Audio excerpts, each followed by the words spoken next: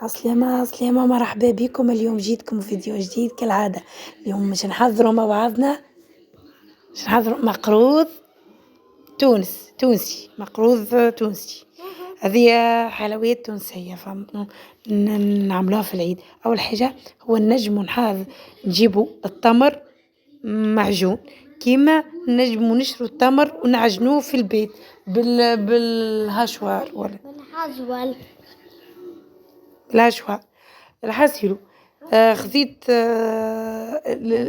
السميد كيما تحبوا، لازم يكون سميد أحرش.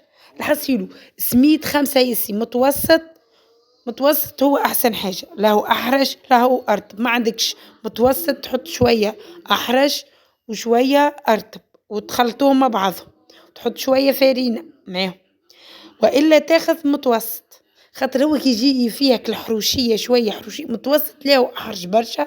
خاطر الأحرش برشا ما يشربش الزيت، والأرطب يجي يابس فهمتوا.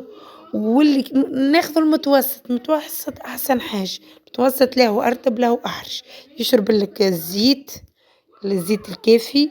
حسيلو كيفاش تعرفوا اللي هو الكمية الزيت كافية؟ كي تشدوا بيدك يعمل لك كعبورة كبيرة يتلبذلك، معناه هذاك راهو سيء. كمية الزيت صفا. وبعد كيكة تحط شوية ملح وتعجنوا الحاسيلو. تحط لكم المقادير بالتفصيل من غير ما نقعد نحكي برشا. هذايا كما شفتوا انا احضر، تفرجوا في الفيديو وهنا المراحل كما شفتوا. واما حبيت نحكي لكم على السميد، لازم يكون السميد متوسط. وكاو تحط لكم المقادير. باي باي.